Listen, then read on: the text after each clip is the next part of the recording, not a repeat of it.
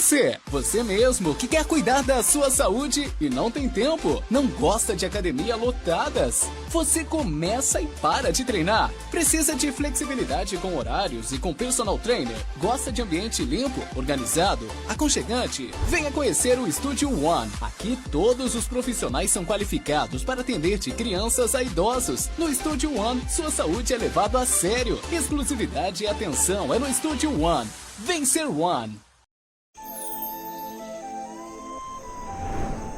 Somos Amapá, o estado mais preservado do Brasil e um dos territórios mais protegidos do planeta. Somos a única região carbono negativo da América Latina. Somos rios, somos florestas, mas não somos só uma reserva natural. Somos um povo, somos uma cultura. Somos milhares de vidas humanas que sonham com dias melhores. Vivemos para o hoje, mas sem esquecer quem somos. Nossas raízes. Sabemos que somos o amanhã também. Amapá na COP30. Amazônia viva. Nós já somos o futuro.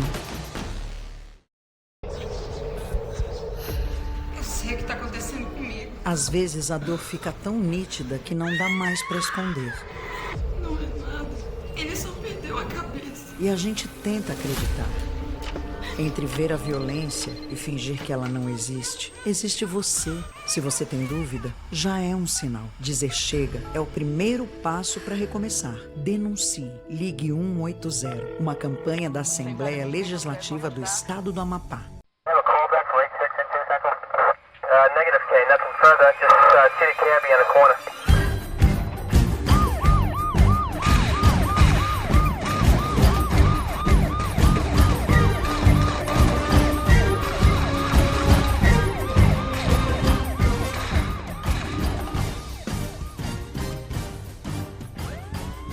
Mais uma edição do Meu do Seu, do nosso plantão policial, só começando aqui no SBT Amapá, canal 3.1.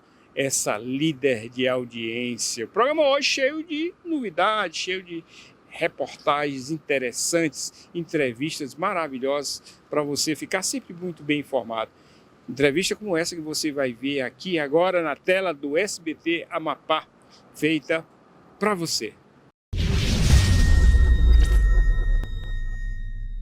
Estamos recebendo aqui o coordenador do CIODES aqui do Amapá, que é sediado aqui em Macapá, na capital. CIODES, que para mim é o coração da segurança pública. Estamos recebendo aqui esse grande gestor, tem feito uma gestão fantástica, capitão de Alves, que é bombeiro militar, hoje o coordenador geral do CIODES. Vou começar agradecendo, capitão, muito obrigado aí pela deferência de aceitar nosso convite e vir aqui falar dessa instituição tão importante na nossa segurança pública. Boa tarde, seja bem-vindo. Boa tarde, Frota, que agradeço, grande satisfação sempre estar aqui com você.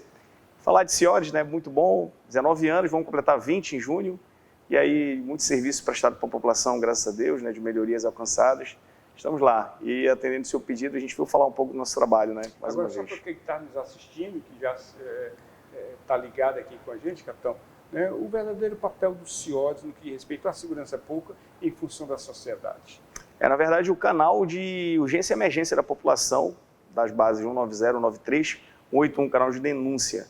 Né? Então, qualquer cidadão que precisa do nosso apoio, quer seja da Polícia Militar, do Corpo de Bombeiros, ele aciona a gente através dos nossos veículos de emergência, que estão 24 horas, né, para atender a população. Então, o serviço é ininterrupto, ele funciona todos os dias, né, e 24 horas por dia, sem parar. A gente atende a sua demanda, a demanda da população, que liga para a gente solicitando o socorro, né, aquele pedido de ajuda, quer seja para ocorrências de furto, né, acidente de veículo, incêndio, né, e as diversas ocorrências voltadas para atendimento de urgência e emergência que nós atendemos lá no CIODES. Capitão de Alves, o CIODES ele é composto por toda a segurança, quase toda, né, de membros da segurança pública, Polícia Militar e outras instituições lá que fazem atendimento e despacho. Isso, na verdade, lá de fato a integração, né, se fala de coração, nós falamos também de cérebro, né, da segurança pública, onde os sistemas estão sendo desenvolvidos.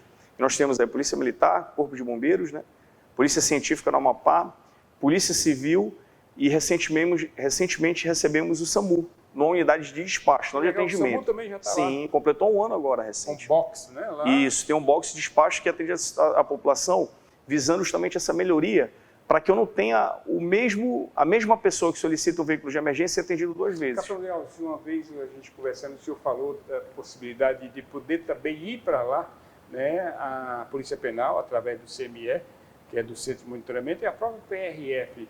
Avançou esse espaço? Isso, não? Na verdade nós temos aí bem esse entendimento com a Polícia Penal, essa parceria, já está próximo, assim, eu espero em breve vir aqui com você para a gente poder falar, de concretizar esse sonho que é nosso, antigo, Sim, né? sim.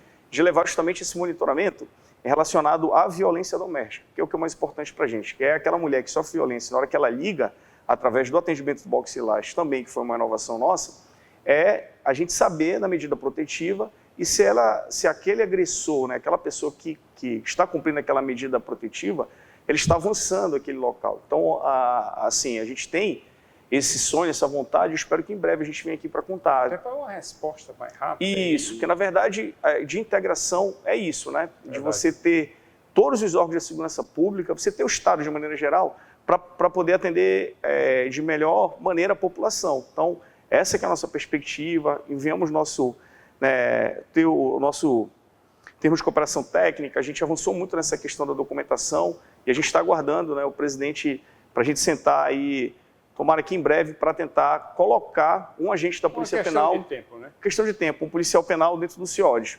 Você falou de PRF. Sim. A PRF migra agora para o CAD 3.0, que é a ferramenta que nós utilizamos, que é a mesma do MJ, e a gente já vai também tentar trazê-los. Não aí que a população precisa entender, que não só fisicamente, né, mas tratando com a gente de sistema, que eu consigo demandar a ocorrência de despacho, né, uma vez as centrais, né, do número da PRF não são criadas aqui, elas são centrais regionais, a gente já consegue integrar com rádio algum pedido de ajuda, de apoio, mas a ideia é a gente integrar o sistema também. Que vai também dar um tempo de resposta muito satisfatório. Com certeza, quem ganha é a população. Capitão, né? O box Lilás instalado lá é um sucesso. Sim, também é, assim, mais um produto nosso, né, do governo do estado do Amapá, da Sejusp. A gente conseguiu, vai completar um ano também agora, em dezembro. Sim, e assim, aniversariando de muita coisa boa, de números expressivos, né, números que vêm aumentando, que aí, de acordo com a divulgação, de trazer aqui para a mídia, de falar que nós temos esse atendimento diferenciado de acolhimento. Um atendimento técnico. Né? Técnico que facilita diferenciado. todo o apoio da rede RAM, que é o mais importante, né? Verdade. Dá esse acompanhamento. E nós desenvolvemos também, né, uma central que justamente acompanha. De repente, O senhor lembra de números, mais ou menos? Não, do box Lilás? Não, né? agora, esse último extrato que Porque é muita coisa. é muita coisa, né? Mas ela é hoje o carro-chefe, depois da poluição sonora, da ocorrência que nós mais cadastramos, hoje a violência doméstica ela é o segundo colocado. E aí o último... E passando por esse atendimento lá. Passando por esse atendimento. Só que se você ligar 190 ou até 193, para você ter uma ideia, nós tivemos uma ligação. Se você ligar do Laranjal do Jari 193, 190, nós não caminhamos ainda para isso, mas estamos próximos. Se você ligar 193 do Jari, além de ter a localização da pessoa que liga, você consegue falar com a gente lá do Laranjal do Jari. Entendi. Hoje todo o interior do estado, o 93 está integrado já dentro da central. E aí nós tivemos um pedido de ajuda de uma mulher que sabia do trabalho que a gente faz, né? Esse número de WhatsApp ele corre, a gente já atendeu gente até fora do estado. Que legal. Já atendemos ligação do Afuá, né? E aí você tem a questão da ligação, que não transmite para lá, mas aí se você tiver um Wi-Fi, né, uma internet, você consegue fazer o contato pelo WhatsApp. Nós falamos dois assuntos aqui, antes de entrar aqui. Uma foi a questão do Uber, a outra foi, você lembra? Um ano de CAD 3.0. Ah, um ano de CAD. Vamos falar um pouco desse ano já. Isso. Né, Completamos em novembro agora. Então. Temos o que é de mais moderno, de cadastro de ocorrência, né, que é a ferramenta que a gente utiliza hoje dentro do CIODES, ela é uma ferramenta do MJ, que ela traz várias melhorias. Né? A principal delas que eu posso te destacar é o GT-Lock, que está em atividade. O que é o GT-Lock? Que é você, na hora que liga, você a sua localização. Através das herbes das antenas do celular, você diz com 93 ou 90, esse telefone caiu na central, você me entrega a sua localização em tempo real. Cuidado que pratica aí o... Trote. Trote, viu? Isso. Então a gente consegue identificar teu telefone. Hoje, essa central ela é integrada via VoIP, né? Que é a internet, vem encorpada na telefonia, e aí eu te tenho o número, né, o georreferenciamento dessa pessoa que facilita o meu atendimento. Então o atendente, ele não mais perde o tempo perguntando o seu endereço, ele confirma se você está pedindo aquela ligação para você ou para outra pessoa. Legal. Isso facilita bastante, a gente teve recente agora alguns recortes de ocorrência. Um ano, Leon. Completa um ano. Agora, em novembro que nós viramos. Já tem 2 anos que eu estou lá no CIODES e passa muito rápido, né? Passa muito rápido. Passa muito rápido. E esse projeto, sucesso total também. Sucesso total aqui. Veio para ficar. Veio para ficar e a gente hoje, com essa ferramenta, traz outros produtos para dentro dela, que é justamente as integrações com as plataformas digitais.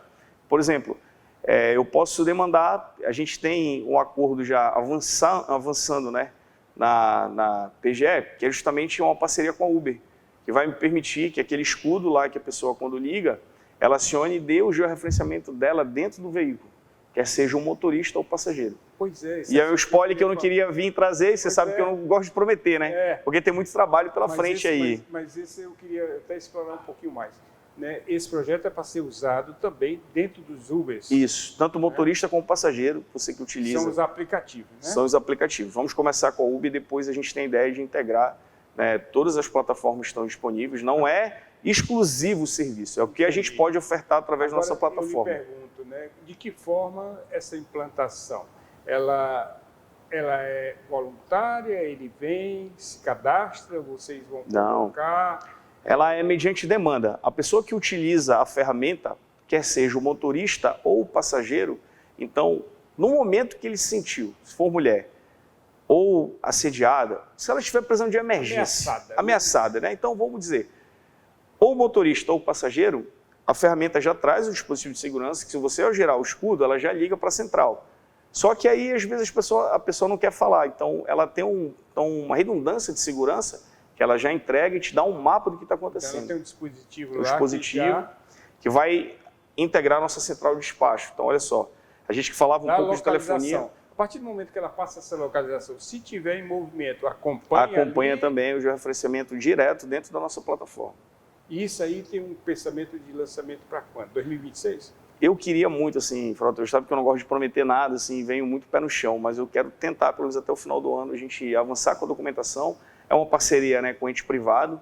A gente está falando de ente público do Estado. Já está todo planejado? Já, Brasília já saiu na frente, o Amapá ainda não. Por quê? A região norte a gente vai ser inédito. Se a gente Brasília já está funcionando? Brasília já está funcionando. O Rio de Janeiro também, conheço, fui lá. Estive lá acompanhando. A gente o funcionamento é fantástico. Fantástico. Acionamos também a empresa, né? Eu tive a oportunidade de ir até lá, a Uber em São Paulo. A gente já avançou muito essa discussão.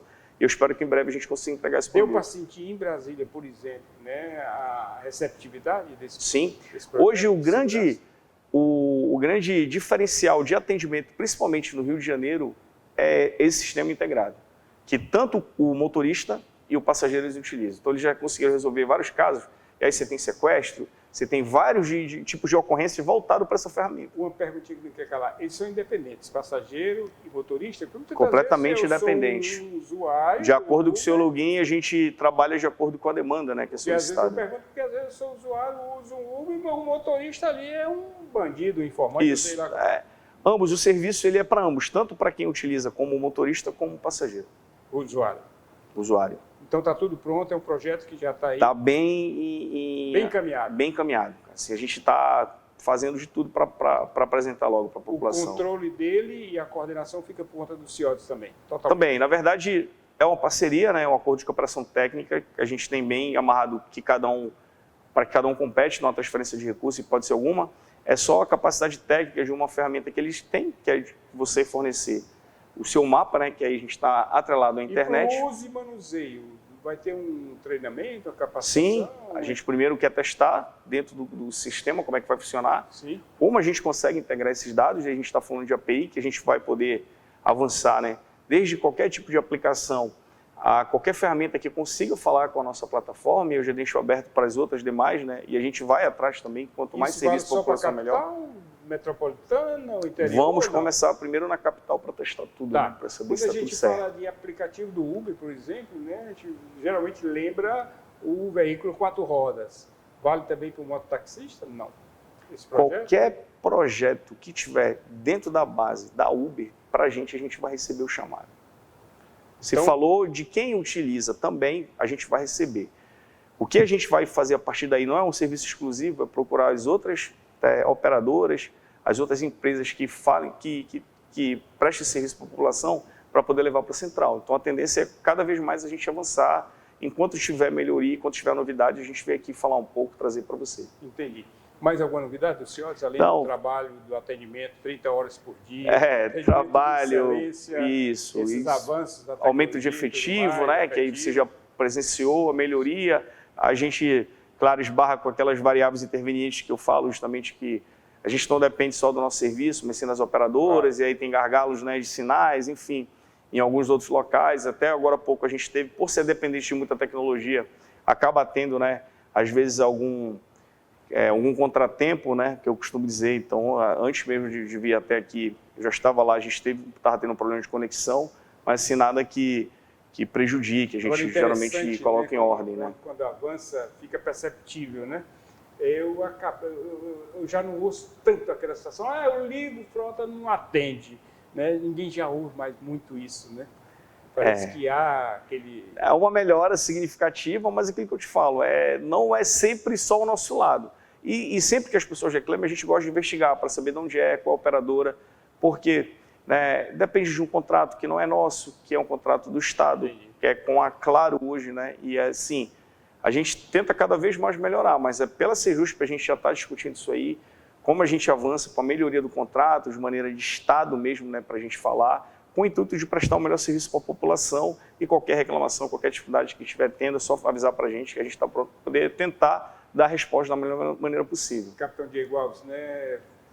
2025 foi um sucesso, uma gestão fantástica, um abraço a todos que fazem aí os CIODs, né? 2026, já algum planejamento, alguma situação que nós vamos ter novidades de funcionamento, pode melhorar ainda mais essa sensação de segurança do Estado? Isso. A questão é a gente não parar, hipótese alguma, né? Como eu te falei sempre. Então, essas melhorias de tecnologia, elas existem, só que elas não param, elas vão avançar, né? Então, para 26, a gente já tenta trazer a inteligência artificial para dentro do atendimento. Legal. Já está discutindo isso aí, já testando. O IA chegando no CIODs. Dentro do CIODs, para ouvir o que as pessoas falam e transcrever para dentro da ocorrência. Porque a ideia é a gente cada vez mais diminuir meu tempo-resposta. Sim. Que é o meu tempo TMA, né? É vida, né? Isso aí. Vida, isso. Então, hoje, o nosso trabalho é focado nisso. Primeiro, de apresentar. Lembra que eu falei lá atrás, assim, a gente, de repente, pode terceirizar o atendimento? Fica sempre no nosso radar. Melhora, né, a capacidade que eu tenho de atender a população. O que eu posso te dizer mais? A gente está desenvolvendo agora, lá dentro também, uns protocolos que são o chamado árvore de decisão, que eles indicam quais as perguntas que o próprio atendente tem que fazer para você. Na hora que você liga, o que você tem que falar. Por exemplo, se é um acidente de veículos, né? Alto, quais são as perguntas chaves que eu tenho que fazer para poder ter protocolos e padronização de serviço. Então a gente mais prático ali, muito mais prático, ágil, né? Melhorar o atendimento, que é aquilo que eu falo, a gente tem uma normativa para ser aprovada, né? Que é justamente para regular todo o nosso serviço. Aí daí a gente vai para os procedimentos operacionais. Então a gente está com esse foco também, que eu digo não é só na valorização do servidor, né? Que a gente vem fazendo, mas hoje a concentração é o que eu posso trazer do CAD, e eu posso te falar que a gente vai tentar desenvolver, que é trazer as câmeras, né, que estão espalhadas na cidade, de própria residência por IP para dentro do CAD, para eu poder ter acesso, né, a imagem em tempo real do que corresponde ao atendimento e despacho, e a gente trabalhar nesses protocolos que facilitam o meu serviço. Nesse entendeu? gancho, para a gente finalizar, né, Capitão de Alves, né, D é de Diego Alves. O senhor falou câmara, nós vamos ter um aumento dessas câmeras, a gente está vendo esse estado de câmeras de outros estados aí, já fazendo aquele monitoramento, identificação, né, e tudo mais. E aqui também esse pensamento de isso do Estado, assim, é um projeto bem robusto, né? Que não é assim o que a gente está fazendo hoje. A gente está tentando trazer o que eu tenho de câmera para dentro do CAD, que é o nosso cadastro de ocorrência. Sim. Isso me permite através dos IPs. Então, a gente está desenvolvendo todas essas APIs para que a gente avance devagar, mas dê aquele espaço que eu consiga te falar. Pô, Frota, vou te pedir ajuda aqui para quem tem o IP disponível, me dá essa câmera para eu poder inserir no meu cadastro de ocorrência. Para que isso aí? Para que eu consiga visualizar a ocorrência em tempo real. Legal. Né? Então, eu utilizo, né, o seu IP da sua câmera, eu consigo transmitir isso em tempo real. Não gravo, não fico com essa imagem. Não vai identificar também. Não vai identificar. Daquela câmera. Isso, e já tragam para dentro do CIODES, né? E recente, a compra também da Sejusp é de uma carreta com analíticos que faz justamente esse monitoramento entre as placas e o rosto das pessoas, né, como foi feito na Expofeira. Ela se torna itinerante, né? Itinerante, pode ir qualquer local, de acordo com a demanda. E a gente está participando desse processo no intuito de poder ajudar, de melhorar cada vez mais. Muito bom. Parabéns pela gestão. Obrigado. Sucesso nesse 2026 que eu sei que você vai ter com todo o CIODES, né? E a gente espera sempre estar aqui passando essas informações do trabalho de vocês, trazendo essa sensação de segurança maior para a nossa sociedade. Quer falar mais alguma coisa? Não, eu que agradeço para todo mundo, para você principalmente, sempre dar oportunidade para a gente. Eu que agradeço. E precisando da gente, é só ligar, né? Tem os nossos contatos, o 9093, ainda continua funcionando e vai funcionar, porque a gente fala muito de internet, mas não pode deixar que é uma ligação, 0800.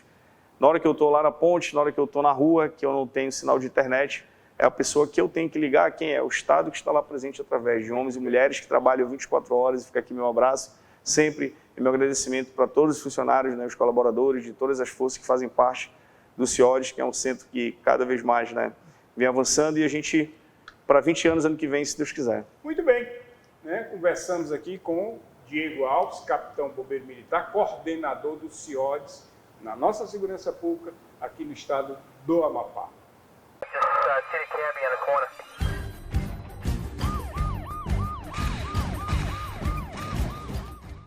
Ei você! Você mesmo que quer cuidar da sua saúde e não tem tempo? Não gosta de academia lotadas? Você começa e para de treinar? Precisa de flexibilidade com horários e com personal trainer? Gosta de ambiente limpo, organizado, aconchegante? Venha conhecer o Studio One. Aqui todos os profissionais são qualificados para atender de crianças a idosos. No Studio One, sua saúde é levada a sério. Exclusividade e atenção é no Studio One. Vem ser One. Somos Amapá, o estado mais preservado do Brasil e um dos territórios mais protegidos do planeta. Somos a única região carbono negativo da América Latina. Somos rios, somos florestas, mas não somos só uma reserva natural. Somos um povo, somos uma cultura. Somos milhares de vidas humanas que sonham com dias melhores. Vivemos para o hoje, mas sem esquecer quem somos. Nossas raízes. Sabemos que somos o amanhã também. Amapá na COP30. Amazônia viva. Nós já somos o futuro.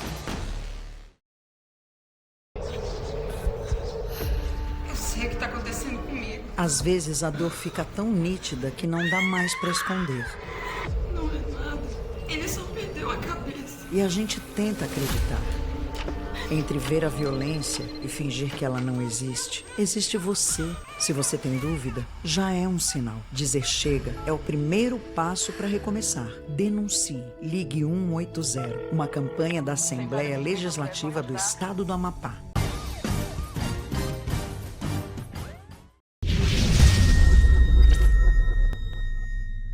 Estamos aqui no gabinete desse grande advogado, sempre fala, né? Um grande advogado no tamanho e na competência, o Dr. Marcos André, que nos atende. Ele que é advogado criminalista e professor acadêmico. Aí a gente sempre debate um tema que fica em evidência não só no estado do Amapá, mas como nacionalmente, como aconteceu recentemente. Dr. André, bom dia, um prazer enorme sempre rever. Obrigado pela aula que vai nos dar aí, né, no que diz respeito a tribunal de júri. Seja muito bem-vindo ao programa Plantão Policial no SBT. Bom dia, João Frota. Bom dia a todos os queridos telespectadores do programa Plantão Policial. É sempre um grande prazer estar nessa casa, João Frota, assim como no SBT, para discutirmos temas que, por vezes, são complexos para a grande maioria da sociedade, haja vista ser temas jurídicos, né, e que geraram grande repercussão. Como é o tema de hoje, que fala sobre o Tribunal do Júri, fala de um caso de repercussão que aconteceu no estado de São Paulo. Agora, né? Recentemente, dia 12, nós tivemos o julgamento do caso envolvendo o campeão mundial 8 vezes de jiu-jitsu, né, que foi infelizmente assassinado dentro de uma boate em São Paulo por um policial militar. Né? Foi um júri de 3 dias, um júri muito rumoroso e que teve muito amparo midiático. E ao término desse júri, o policial militar saiu absolvido, pelo que foi amplamente divulgado nas mídias, por 4-0. Né? É importante dizer que são 7 jurados, mas quando se traz a maioria, não temos o julgamento dos outros jurados. Como teve 4 votos, aí ele foi absolvido, os jurados reconheceram a tese defensiva da legítima defesa. Isso gera uma certa perplexidade na comunidade jurídica, por quê? Porque a tese acusatória é que nós estaríamos diante de um homicídio triplamente qualificado. Primeiro, pelo motivo fútil, haja vista que foi uma briga ali, né, um desentendimento na boate. Teve também o perigo comum, haja vista que o disparo de arma de fogo feito pelo policial foi dentro de um ambiente que poderia ter acertado outras pessoas, e a impossibilidade de defesa da vítima. Por outro lado, a defesa alegou que o lutador de jiu-jitsu estava presente com outros lutadores, né? E que nesse desentendimento ele teria dado um golpe marcial no PM, teria desacordado o PM, e quando o PM acordou, que se apresentou como policial, ele teria novamente tentado dar um outro golpe no PM. Foi o momento em que o PM sacou a sua arma e teria desferido um único tiro na sua cabeça. Agora, doutor André, por que polemizou? Por que a comunidade jurídica discutiu, né, e está em evidência ainda o resultado desse júri?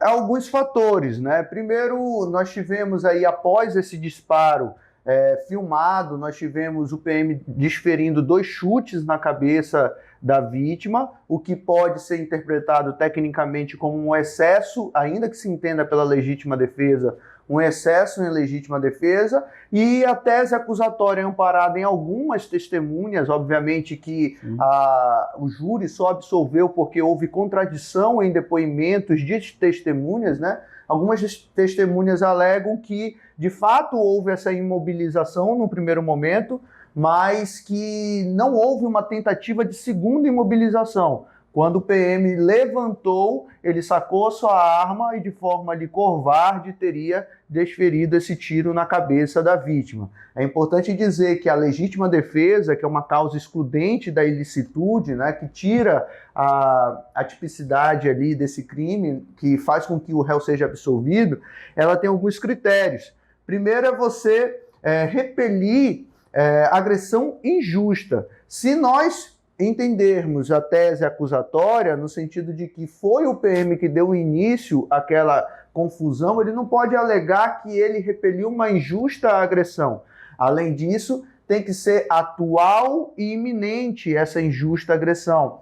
A partir do momento que ele é imobilizado e ele levanta somente depois de acordar, em tese ele acordar porque ele teria ficado sem inconsciente, né?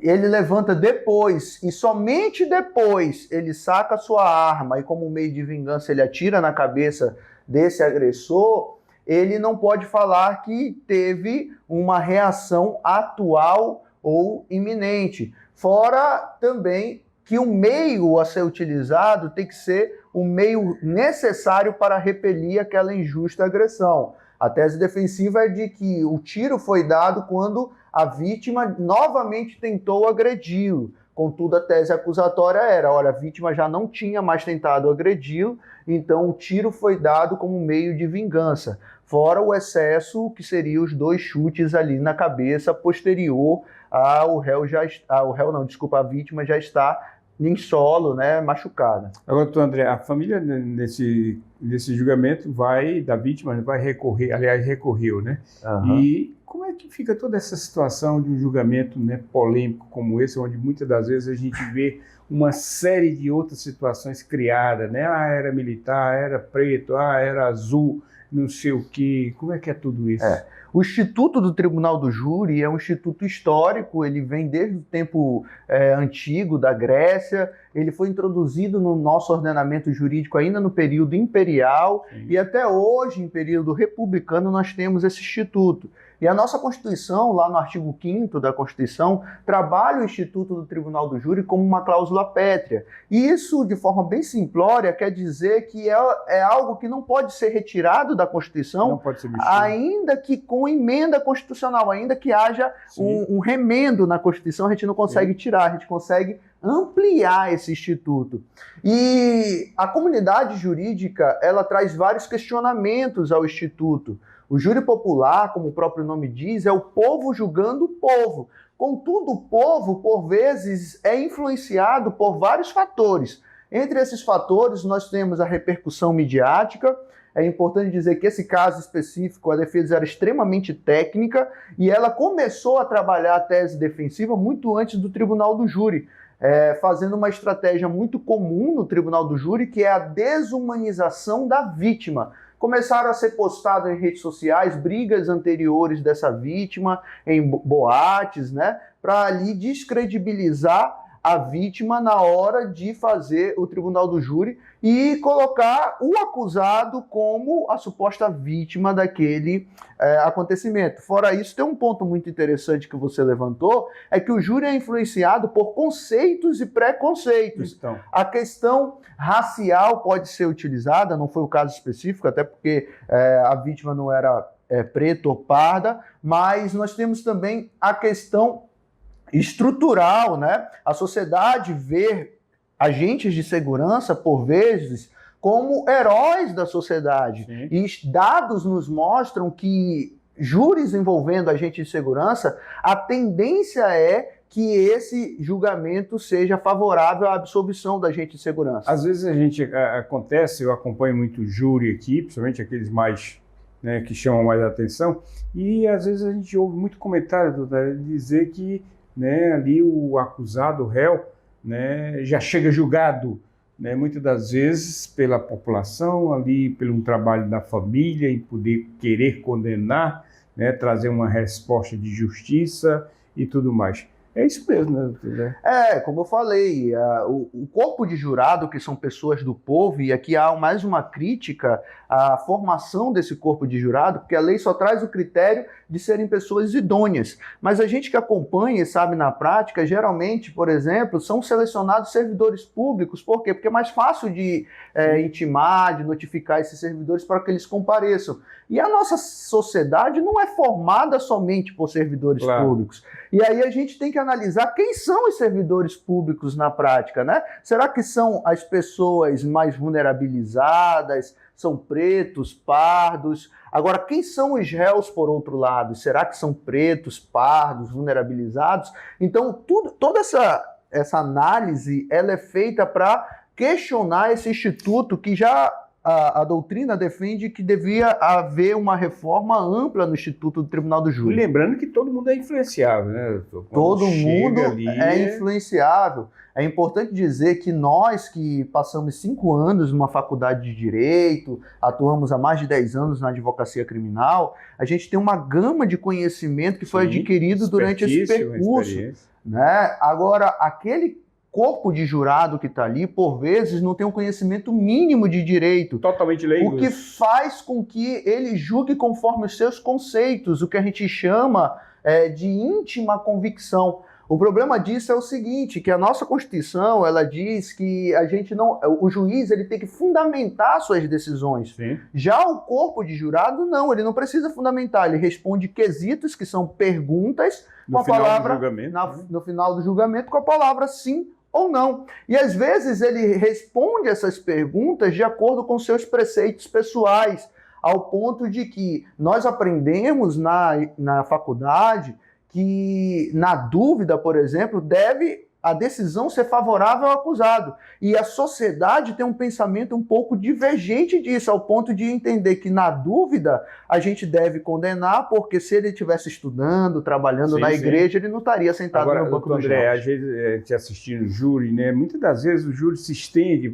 o juiz quer terminar, né, vara à madrugada, e a gente sabe que é exaustivo, é cansativo, e a gente vê ali o corpo de jurado, os 7 jurados, muitas das vezes na displicência que a gente entende que ele não está mais prestando atenção, quer seja um debate do promotor, uma fala do advogado, né, até outra situação, estando naquele momento já Cansado, formada a né? sua opinião, cansado, exausto, já tendo formado a sua opinião. Então, muitas das vezes, a gente corre o risco, né? A gente pensa assim, que ele deixa de observar alguma prova, né? Alguma situação de defesa ou até mesmo da acusação, que pode trazer um sentido diferente do seu julgamento para aquele júri, né, doutor? Exatamente por isso que a gente tem uma possibilidade de recurso. Você falou ainda há pouco que a família vai recorrer através da assistente de acusação. Sim. O próprio Ministério Público disse que vai recorrer. E com base em que eles vão recorrer?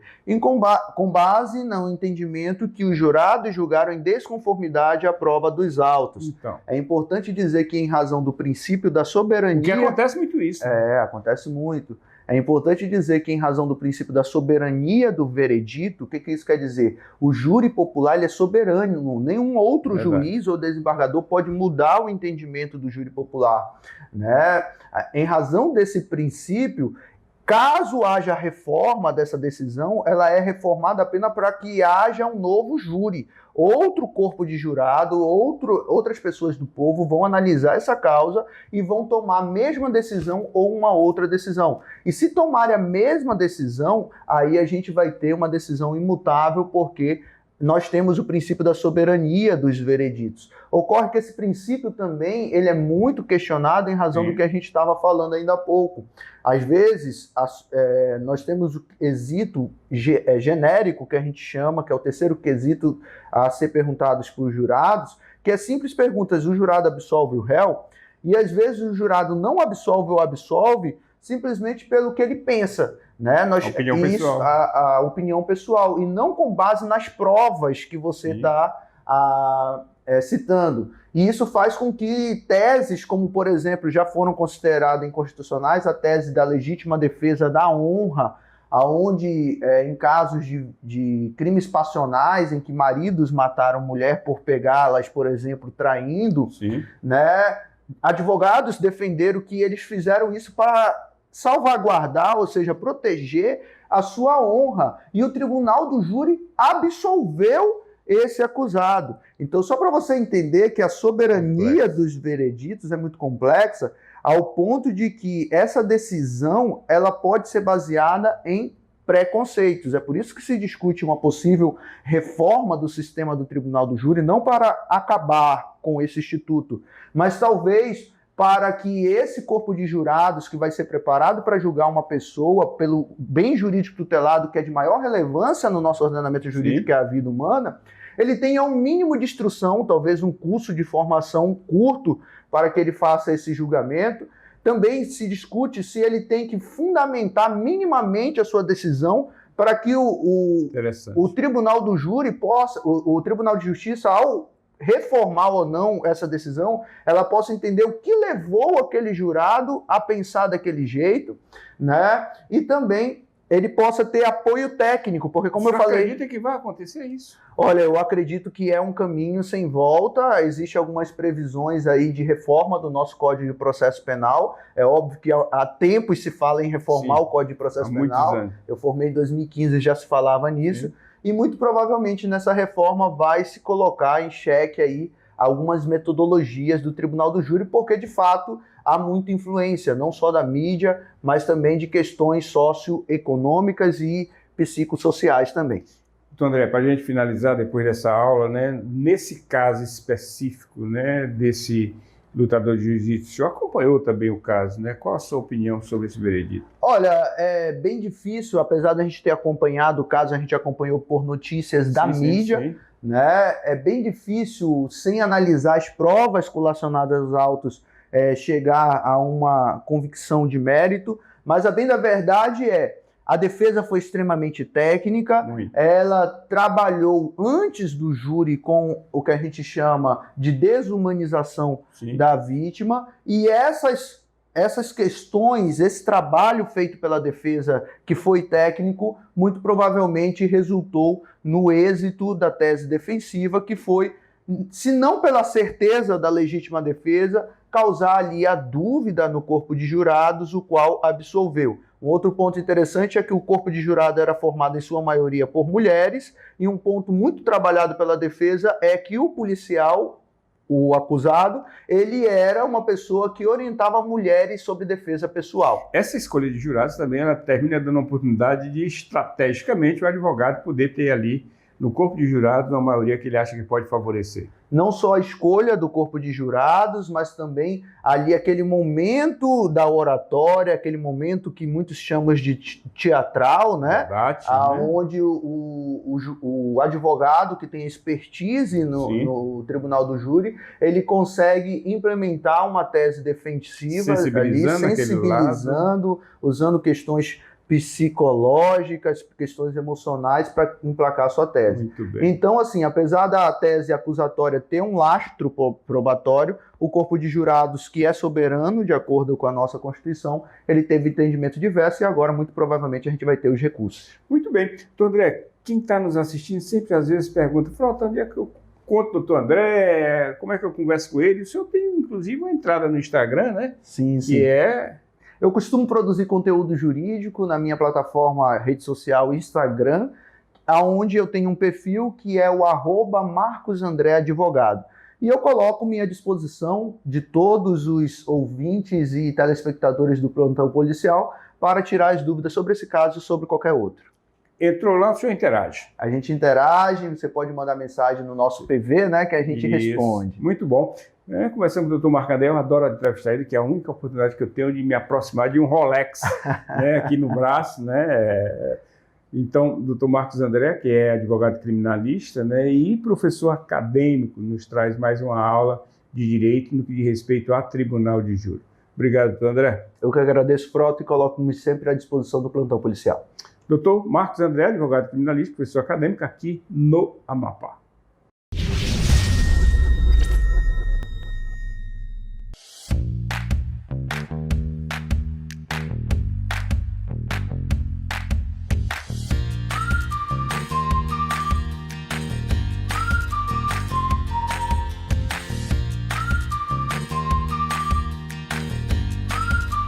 Nós estamos aqui no HU, mais precisamente, essa ala é o centro cirúrgico. Nós estamos aqui do lado, né, do Dr. Max, que é diretor médico aqui do HU, né, e vai poder falar um pouco, né, desse centro cirúrgico. São 10 salas, é isso mesmo, Dr. Max? Boa tarde. Isso, Frota, hoje a gente está com 10 salas aqui, funcionantes, operantes e tudo, só que a gente ainda não tem equipe médica para atuar nas 10 ao mesmo tempo, mas a gente já tem as 10 salas prontas aqui, com foco, com maca, com tudo, pronto para usar. Aparelho de anestesia, tudo pronto. Agora, já existe alguma dessas 10 salas já em funcionamento, doutor Marcos? Já, não, a gente já faz em média 200 cirurgias por mês aqui e 3 salas sempre estão funcionando, o dia todo. De segunda a sexta, do horário comercial, sempre tem 3 salas funcionando, com equipe médica operando a semana toda. Doutor Marcos, agora 10 salas dessa funcionando aqui, né, o poder de atendimento a essa demanda que nós temos aqui é significativo. Veja, hoje nós temos 3 salas funcionando de fato com equipe pronta. Se a gente tivesse as 10 salas, a gente ia produzir mais de 1.000 cirurgias por mês, né? Então a gente ainda consegue expandir muito ainda, se a gente tiver mais profissional, mais equipe, principalmente mais médico, mais cirurgião. Então a ideia é que, na verdade, o hospital ainda produza pelo menos mais uns 5 vezes mais do que produz hoje. E as salas que estão aqui, elas estão todas já preparadas para qualquer tipo de cirurgia, doutor Marcos? Sim, são salas grandes, são salas equipadas e foram feitas para cirurgias grandes. Inclusive, a gente tem salas até feitas para fazer transplante de rim, de córnea, de coração. Com equipamentos para... Sim. Então, a ideia é que seja cirurgias de alta complexidade mesmo. Então, desde cirurgias pequenas até cirurgias grandes. Agora, o que falta para o funcionamento dessas salas, doutor? Pessoal? Pessoal, aqui para a vinda do profissional para cá tem que ser via concurso da EBSER. E a EBSER, nacionalmente, ela é uma empresa que atua em todos os estados do Brasil, são 41 hospitais no Brasil todo. E meio que o salário é meio tabelado, é no Brasil todo o mesmo valor. Então aqui não atrai muito profissional daqui, né? Situação geográfica do Amapá? Exatamente. E aqui o cara também, muitas vezes, o profissional daqui já atua na CESA, já atua no Bombeiro, já atua na Politec. Ele também não tem muita carga horária disponível para trabalhar aqui.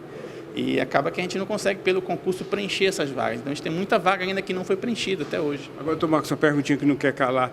Né? Com toda essa estrutura pronta, né? E nós temos uma saúde deficiente que está melhorando agora, avançando agora, com essa gestão do CLES, que se dedicou à saúde, né? Quando que, com toda a vossa experiência, nós vamos ter um hospital como esse em pleno funcionamento? Frota, desafiador. Olha, a gente ainda não tem uma perspectiva muito clara, mas a gente sabe que a residência médica, formando novos especialistas aqui, a tendência disso é melhorar com o passar dos anos, né? É melhorar. Mas, de fato, a gente ainda não tem uma visão muito clara, não, porque, de fato, o profissional que às vezes forma aqui, ele é atraído para outras áreas, né? Consultório particular, a concorrência é grande, né? Tem as clínicas privadas, tem a própria... a prefeitura já está abrindo hospitais, né? Vai abrir um pronto-socorro agora. O próprio estado agora já vai abrir mais unidades, abriu vários leitos aí, né? O próprio governador abriu vários leitos esse mandato. Então, você acaba que capta muito profissional e tira de outros lugares que falta, né? Não tem jeito. Verdade. A gente tem como conhecer o centro cirúrgico? Claro, vamos sim. Vamos lá. Vem comigo, vamos conhecer o centro cirúrgico aqui do HU.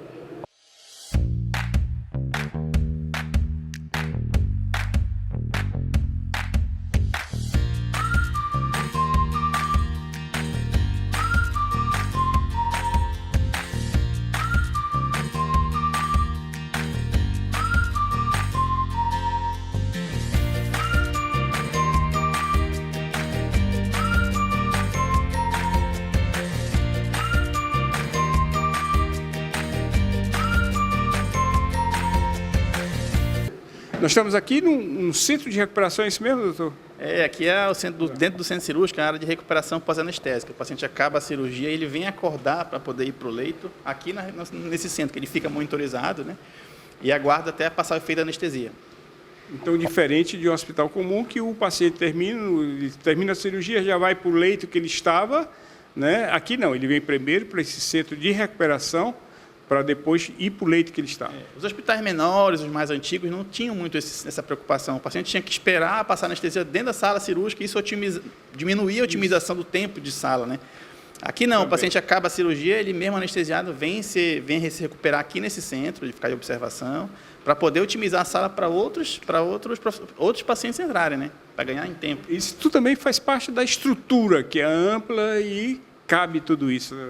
Sim, foi pensado para ter alta produtividade, então, de fato, a gente tem essa preocupação em tempo de sala, em otimizar a eficiência, né? Mostrando aqui a estrutura com o Dr. Marcos, né, do HU, e o senhor está aqui no centro cirúrgico, né, falando... O senhor pode falar para a gente qual procedimento está acontecendo aí? Nós vamos realizar uma cirurgia de hernioplastia inguinal direita, né, com colocação de tela de polipropileno. Uma das principais cirurgias que nós realizamos, assim, além da colestectomia videolaparoscópica, né? Então, um dos principais procedimentos que nós fazemos aqui, junto com outros procedimentos que a gente utiliza aqui no centro cirúrgico, né? Doutor Mário, com toda essa estrutura aqui do HU, né, o senhor, com toda essa sua experiência profissional como médico cirurgião, né, conhece outros centros. O senhor fica à vontade aqui hoje, com toda essa estrutura criada, de equipamentos, a gente está vendo aí, também, né, de assistência, de pessoal. O que dizer, doutor? Sim, com toda certeza, né? Eu já trabalhei em outros centros, né, principalmente em Belém do Pará, e eu vejo que aqui realmente é um hospital de referência e não deixa a desejar em outros centros, não, né? Uma estrutura muito bem qualificada, muito bem estruturada, né? Isso traz uma certa segurança a mais? Exatamente, traz uma segurança a mais, né? E não só para nós médicos, mas sim para os nossos pacientes, né? Exatamente, já que a nossa taxa de complicações são mínimas, né? São, assim, o paciente geralmente, numa cirurgia dessa, vai embora no dia seguinte. Então, o tempo de permanência hospitalar num centro como esse é mínimo, em torno de 2 a 3 dias. Então, por isso que traz segurança não só para a gente, como profissional, mas também como o paciente em si. Muito bem, bom procedimento. Obrigado, doutor Mário, por falar com a gente. Eu estou aqui com a professora Vanessa, que é do curso de enfermagem, né? Ela vai poder nos falar hoje da satisfação da aluna, do aluno, né, aí do acadêmico de medicina, que está aqui, usando essa estrutura. Professora, obrigado por falar com a gente, professora Vanessa, né? Como é que está hoje, né, essa condição de poder transmitir, levar esse ensino, né, esse conhecimento técnico profissional com estrutura como essa? Nós contamos com uma estrutura, né, altamente complexa aqui, que consegue atender, né, os acadêmicos da Universidade Federal. Hoje nós estamos com acadêmicos de enfermagem, a gente vê os acadêmicos de medicina, fisioterapia, todos os cursos da saúde, eles conseguem ser contemplados aqui. Em relação às nossas atividades da enfermagem, a gente consegue observar um desempenho muito bom dos alunos aqui dentro. Os próprios profissionais aqui, a gente consegue ver o acolhimento com os alunos dentro do hospital, ajudando eles a ter maior habilidade, né, com a assistência de enfermagem, no caso aqui. Com toda essa estrutura, né, incentiva também o próprio aluno, o acadêmico, né, a se aprofundar mais, a se dedicar mais, né, professora? Sim, né, o ambiente ele é altamente importante, né, para que o aluno ele consiga desenvolver suas habilidades e competências que o curso pede. Então, a gente vê que o HU ele consegue contemplar as habilidades que o aluno precisa ter ao fim do curso. Toda cirurgia praticada aqui nesses centros cirúrgicos daqui, a senhora sempre está com a turma de alunos da universidade? Isso, no caso aqui, eles são alunos do último ano, eles já vão formar ao final desse semestre. Legal. E aí eles são acompanhados, né, tanto pelos profissionais daqui do HU, como preceptores, quanto nós, professores da universidade, que a gente auxilia também nesse suporte aqui na supervisão do estágio, para que tudo transcorra da melhor forma. Obrigado, professora Vanessa, parabéns aí pelo seu trabalho aqui no HU.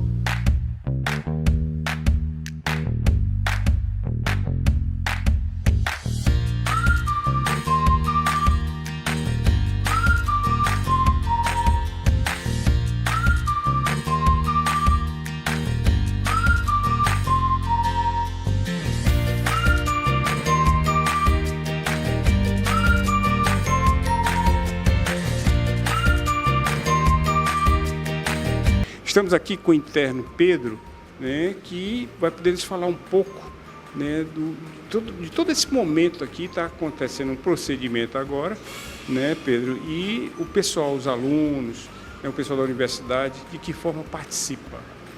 Assim, é uma oportunidade única aqui dentro do centro cirúrgico, né? Que aí aqui nós temos a oportunidade de aprender, né, na prática e vivenciar, né, uma experiência única dentro da medicina. Isso permite com que a gente desenvolva muito a questão do nosso aprendizado, a prática dentro do centro cirúrgico, a questão da sutura e, é claro, né, o atendimento especializado, né, para o paciente, né? Então, é uma grande oportunidade de aprendizado.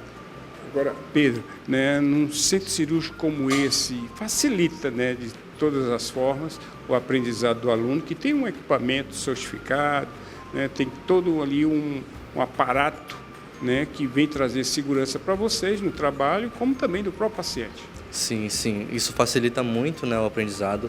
O HU hoje ele conta com uma grande estrutura e profissionais muito capacitados, né, que têm uma capacidade realmente muito grande de ensinar, né, e passar esse conhecimento, principalmente para nós que somos estudantes, né, internos, por exemplo, da Unifap, né, da medicina.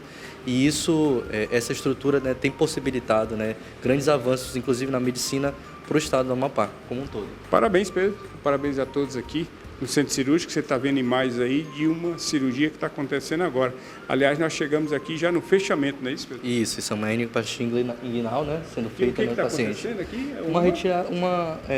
Uma retirada de hérnia, né, no caso, um procedimento de hernioplastia. Estamos aqui ainda nessa sala de cirurgia aqui do HU, e aqui do meu lado o anestesista, né, doutor Vitor, que vai poder nos falar. Doutor Vitor, hoje, né, toda essa estrutura aqui do HU, o senhor vai já aplicar uma anestesia aí para uma cirurgia desse paciente que está aqui do nosso lado. O senhor está mais à vontade com uma estrutura como essa para poder praticar o seu serviço? Com certeza. Ter uma estrutura como essa faz com que o nosso trabalho fique muito mais confortável, a gente se sinta muito mais seguro e que a gente passe segurança para o paciente, né? O HU é um hospital de alto porte e nos dá todo o material necessário, seja de medicamento ou de suporte para monitorização do paciente, e que a gente consiga fazer, no meu caso, a melhor anestesia possível para o paciente. Nesse caso aqui, né, a tecnologia, toda essa aparelhagem aí que o senhor assiste, ela é o suficiente para atender bem, com excelência, os seus procedimentos? Não, com certeza. Da minha parte, onde eu posso falar que é da anestesia, é super satisfatório. É um hospital que a gente se sente bem de trabalhar, a gente vê nos olhos do paciente como ele se sente bem, tanto no pré quanto no pós-operatório. Então, realmente, o hospital está de parabéns e só tende a melhorar. Muito bom. Dr. Vitor, anestesista aqui no HU.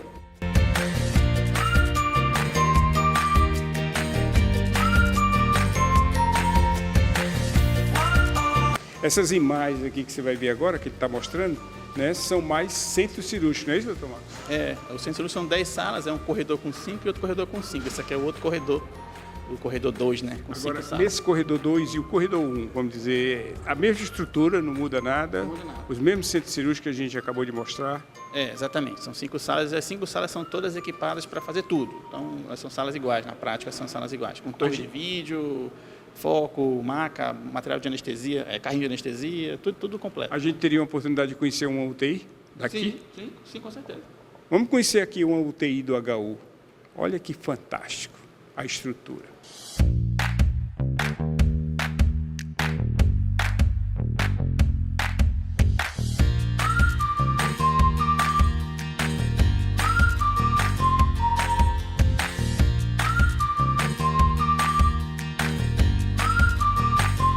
Nós estamos aqui, olha para você ver a estrutura do HU, ela é tão grande, como o Dr. Marcos falou anteriormente, né? 10 salas de cirurgia e apenas 3 funcionam.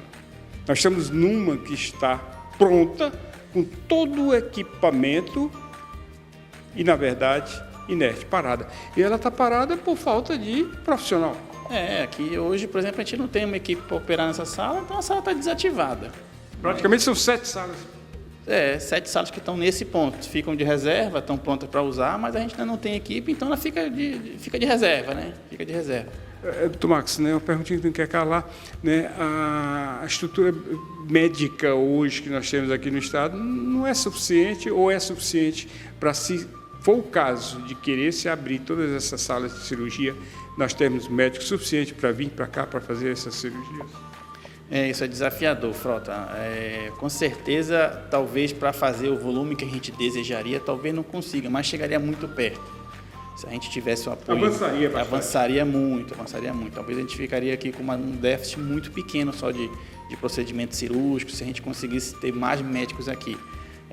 O CRM hoje ele tem uma demografia médica no Amapá relativamente baixa, mas daria para fazer muito mais coisas que a gente faz hoje. Com certeza, e 24 horas por dia, né, doutor? Sim, com certeza. Veja, se tivesse um centro cirúrgico funcionando 24 horas com 10 salas, vamos supor que isso aqui você não precisaria de mais nenhuma sala. Se você fechasse o HK ou fechasse o HE, daria para dar conta do volume do estado inteiro, se tivesse funcionando 24 horas por dia. A estrutura você está vendo, está pronta, está aqui. Falta, né, diretrizes aí, políticas, sei lá, para que isso aqui venha a funcionar. E fazer com que, né, a nossa medicina, nossos tratamentos, cirurgias, né, venham a cada vez mais avançar no estado. Ou seja, quebrar toda essa demanda. Você está vendo aqui, você tem ideia do que é 7 salas de cirurgias como essa, prontas, está aqui os equipamentos, prontas, e não estão funcionando? Apenas 3, né, num total de 10 salas de cirurgia? Fica a pergunta para você.